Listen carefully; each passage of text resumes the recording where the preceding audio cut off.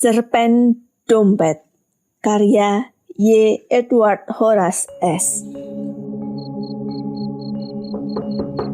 Pak, tolong Pak, hanya Bapak yang bisa bantu.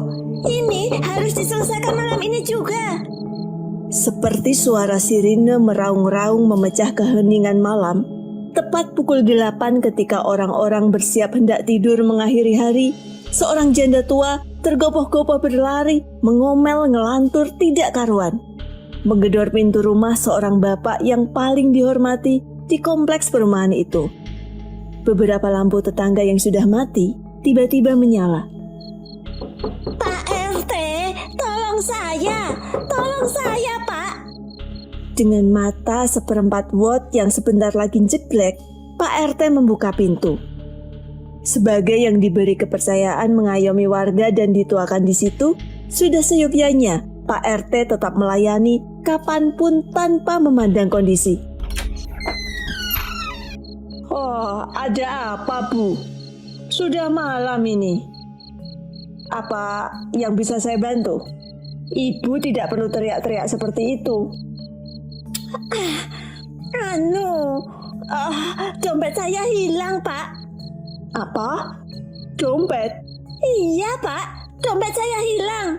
Kapan hilangnya? Tadi pagi Pak, tadi pagi. Istri Pak RT yang mendengar kericuan itu lekas terbangun. Masih berdaster, dia menguping pembicaraan di balik pintu. Siapa yang mencuri? Kalau saya tahu, saya tidak kesini Pak. Bukan itu maksud saya. Siapa saja yang ke rumah ibu seharian ini? Maksud Bapak? Ya, kemungkinan besarlah mereka yang mencuri. Seharian itu, janda tua yang karena keterbatasan usia sudah tidak bisa melakukan banyak hal, hanya berdiam di rumah. Rumahnya tidak lebar, tetapi memanjang ke belakang. Dia tinggal sendiri di rumah yang terdiri dari teras, ruang tengah, dan kamar belakang bersebelahan dengan dapur. Anak-anaknya sudah berkeluarga di kota seberang.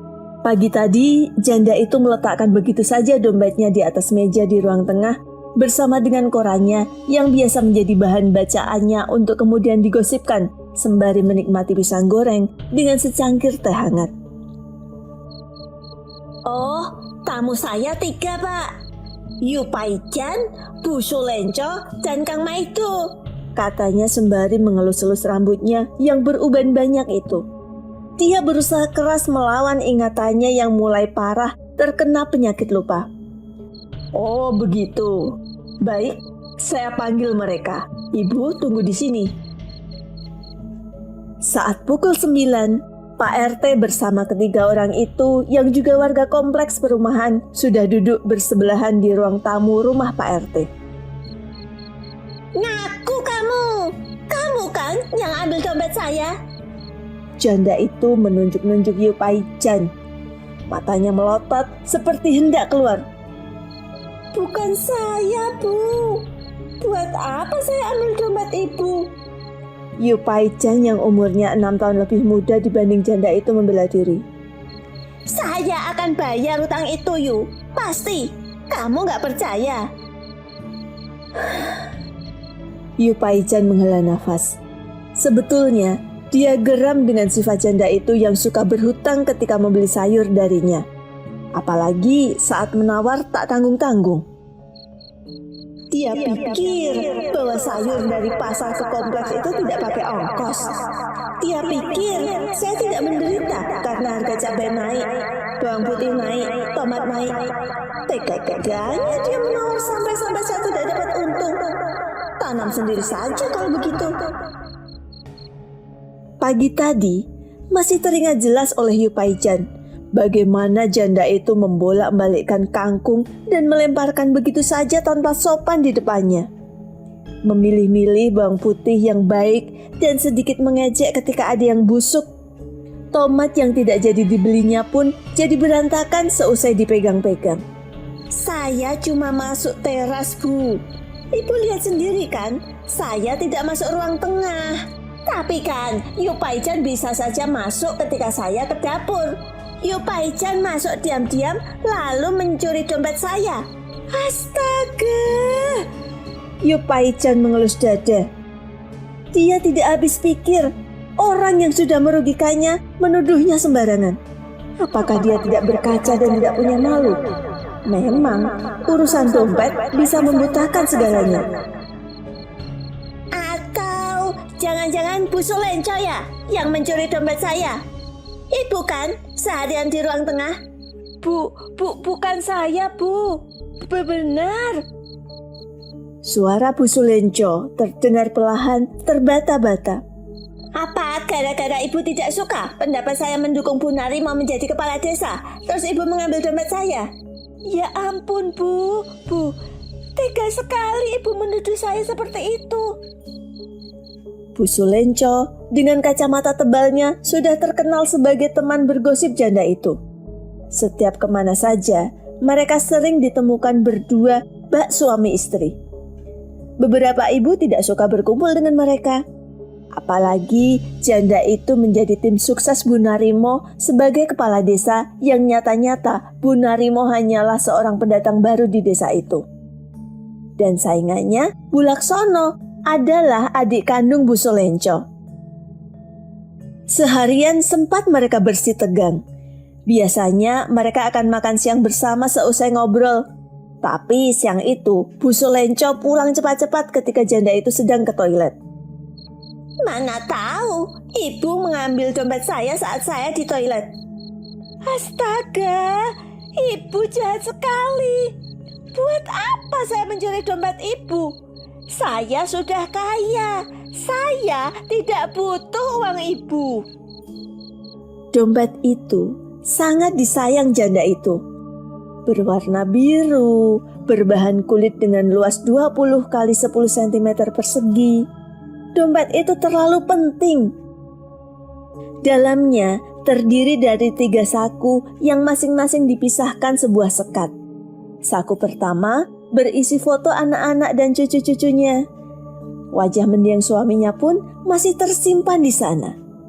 Terkadang bila rindu datang, dipandanginya kenangan-kenangan manis dari foto itu. Di saku kedua tertumpuk uang bulanan pensiun jandanya. Dia tidak percaya bank. Setiap bulan dia tarik seluruh uang pensiunnya dan disimpan di sana. Gara-gara itu, dompet itu terlihat sangat tebal. Resletingnya hampir rusak. Sementara di saku ketiga, ada bon-bon utang yang belum dibayar. Mulai cicilan panci, tagihan listrik, sampai utang sayur Yu Pai-chan. Pasti kamu kan, Kang Maido? Iya kan? Ngaku. Kamu balas dendam kan? Karena saya tidak setuju kamu menikah dengan anak saya. Suara janda itu semakin keras. Dia membentak. Pemuda berbadan tegap dan berkulit coklat yang sehari itu mampir membetulkan ledeng dekat dapur hanya setengah jam, merasa terhina. Belum lupa deritanya. Bagaimana ibu dari wanita yang disukainya itu yang sekarang sudah menikah dengan sahabatnya memarah-marahinya karena melihat dia belum bekerja tapi sudah berani meminang anak orang. Bukan saya, Bu. Ibu jangan ungkit-ungkit masa lalu, katanya dengan amarah tertahan. Semakin malam, percakapan itu semakin panas. Beberapa tetangga berdatangan ingin melihat apa yang terjadi. Sebagian berusaha menengahi, sebagian hanya tersenyum. Ya, entah kenapa beberapa orang ada yang suka dengan keributan, sampai-sampai mengabadikannya. Sudah malam ini. Tidak enak dengan tetangga. Kita lanjut saja besok. Besok saya ke rumah ibu. Bila perlu, untuk makan nanti dari kas RT saya pinjamkan. Karena tidak ada titik temu dan para tertuduh tidak ada yang mengaku, memang maling sulit mengaku. Semua kembali ke rumah masing-masing. Janda itu kecewa sekali. Dompet, oh dompet. Ketika isi dompet tidak ada, orang-orang selalu kelimpungan mempertahankan kehidupan di era sekarang yang segalanya butuh uang.